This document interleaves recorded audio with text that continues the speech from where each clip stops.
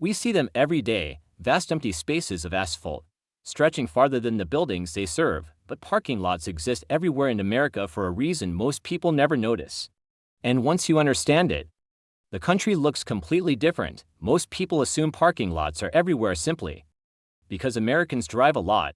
More cars means more parking. It sounds obvious, logical, almost too simple to question, but that explanation falls apart almost immediately because cars exist in many countries. Driving exists everywhere. Yet no other place on earth has parking lots on this scale, entire city blocks devoted to empty space, vast seas of asphalt surrounding grocery stores, churches, offices, stadiums, even schools. If parking were only about convenience, the math wouldn't make sense. So something else is going on. To understand it, you have to go back to a time before parking lots existed at all. In the early 1900s, American cities didn't look like they do today. They were dense, walkable, built around streetcars and rail lines. Shops sat directly in the sidewalk. Buildings touched each other. Streets were narrow, and public space belonged to people. Cars were rare. When they appeared, they parked on the street. There was no such thing as a parking lot. No one planned for them. No one imagined entire landscapes devoted to storing vehicles. But as cars became cheaper and more common, a new problem emerged. Cities began to clog. Streets filled with parked cars. Traffic slowed. Businesses complained that customers couldn't stop easily. Residents complained that outsiders were taking their street space, and city governments panicked. They faced a contradiction they couldn't ignore. Cars promised freedom, speed, and economic growth, but they physically didn't fit into the cities that already existed, so planners made a decision that would quietly reshape the entire country. Instead of limiting cars, they would redesign cities around them. This is where parking lots are born, not as convenience, but as policy. In the mid-20th century, American cities began introducing parking minimums. These were laws that required every new building to include a specific number of parking spaces based on its size and function. An apartment building required parking. A restaurant required parking. A church required parking. A grocery store, lots of parking. The intention sounded reasonable: prevent congestion, make streets orderly, support business growth. But these rules had a hidden effect no one fully understood yet. They forced buildings apart, to fit parking. Structures could no longer sit close together. Shops moved back from the street. Sidewalks stretched. Distances grew. Density collapsed. And once things spread out, walking stopped making sense. So people drove more, which required more parking, which pushed buildings even farther apart. This wasn't an accident. It was a feedback loop. Parking lots didn't respond to car culture. They created it. Developers quickly learned the math. Land was cheap on the edges of cities. Asphalt was cheaper than buildings.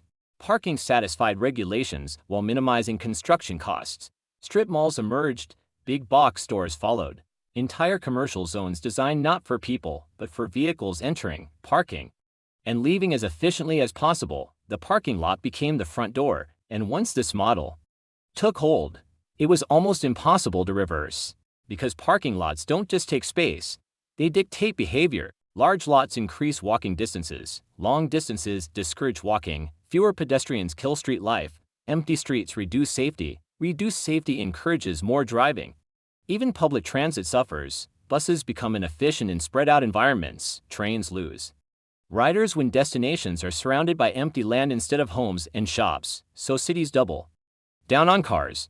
More lanes, more roads, more parking. By the late 20th century, American cities were no longer places you moved through. They became places you parked in. But the consequences didn't stop at transportation. Parking lots reshape economics. They reduce the amount of usable land. They lower tax revenue per acre. They make housing more expensive by forcing developers to build space for cars instead of people. In many cities, the land used for parking exceeds the land used for housing. And most of it sits empty most of the time. A parking space is used for maybe 1 or 2 hours a day. The rest of the time, it's just heat-absorbing asphalt. This creates another problem. Parking lots make cities hotter. They trap heat during the day and release it slowly at night, creating urban heat islands. This increases energy use, worsens air quality, and raises public health risks during heat waves. They also worsen flooding. Asphalt doesn't absorb water. Rain rushes into drains.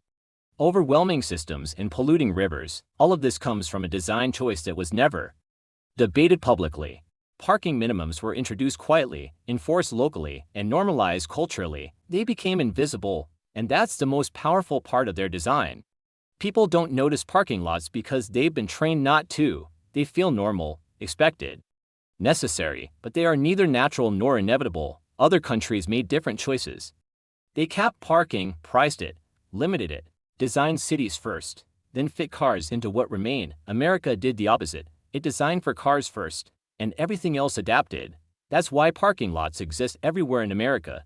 Not because people demanded them, but because laws required them, and once those laws shaped the landscape, behavior followed. The design came first. The lifestyle came second. Today, many cities are trying to undo the damage, removing parking minimums, reclaiming land, building housing where asphalt once sat.